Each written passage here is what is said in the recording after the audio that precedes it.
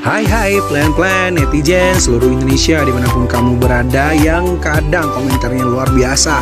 Ketemu lagi bersama dengan kami di Yeni Channel. Pastinya channel yang sangat informatif dan juga akan menambah pengetahuan Anda.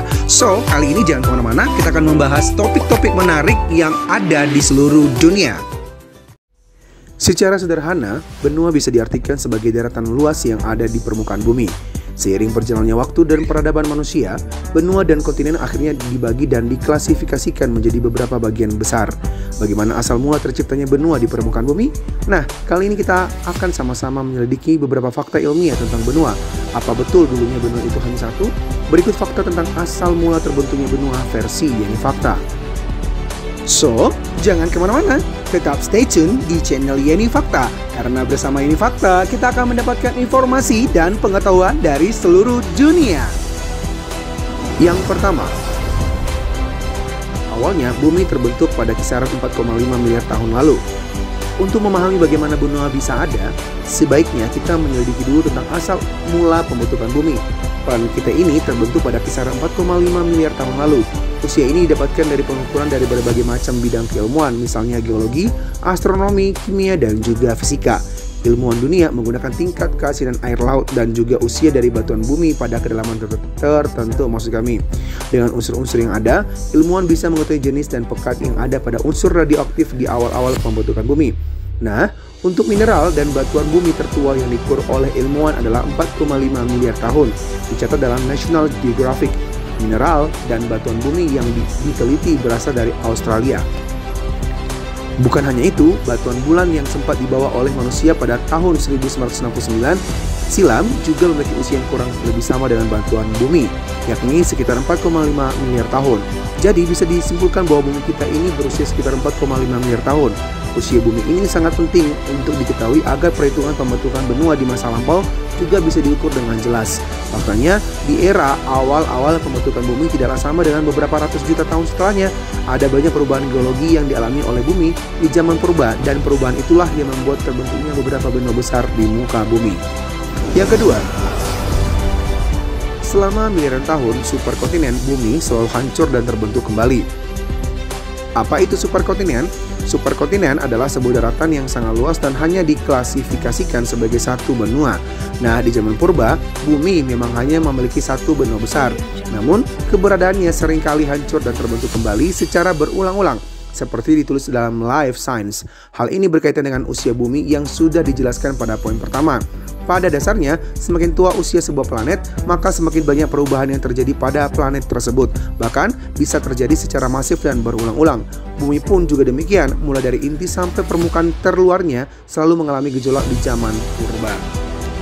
Masih dalam laman Life Science, proses penghancuran dan pembentukan ini terjadi akibat pengadukan dan sirkulasi di mantel bumi yang telah membentuk sebagai besar volume planet. Nah, hancuran dan pembentukan kembali inilah yang merupakan titik balik bumi untuk menjadi sebuah planet yang mapan dan layak ditinggali. Penjabaran dan gagasan tersebut dikemukakan oleh banyak ilmuwan. Di antaranya adalah seorang profesor geologi dari Universitas Stanton Francis Xavier yang bernama Brennan Murphy. Pergolakan dan proses penghancuran permukaan bumi di masa lalu juga membentuk sebuah pakem yang bernama superkontinen purba yang dinamakan Pangea. Yang ketiga, Pangea adalah nenek moyang dari benua modern. Pada titik ini, yaitu sekitar 300 juta dan 299 juta yang lalu, sebuah benua super besar bernama Pangea terbentuk di bumi. Proses terbentuknya mirip dengan apa yang sudah dijelaskan pada poin nomor 2 di atas. Melansir Britannica, benua tunggal Pangea dikelilingi oleh samudra bernama Fanthalassa. Nah, di zaman di mana Pangea dan Fanthalassa hidup, pendampingan adalah era yang dinamakan zaman Permian awal, sekitar 299 juta hingga 273 juta tahun yang lalu. Pada era ini, seluruh benua yang ada di bumi tergabung menjadi satu bagian utuh. Bahkan daratan Amerika Serikat, maksud kami Amerika Selatan, India, Afrika, Australia, dan Antartika juga menjadi satu dan dinamakan bagian paleokontinen. Tidak semua daratan tergabung dengan Pangea. Beberapa pulau kecil yang terpisah dengan Pangea juga diprediksi ada yang saat ini diklaim sebagai lempeng tektonik Cina Utara dan Selatan. Lebih dari 25 juta tahun yang lalu, Pangea bertahan sebelum akhirnya hancur dan pecah menjadi beberapa bagian besar.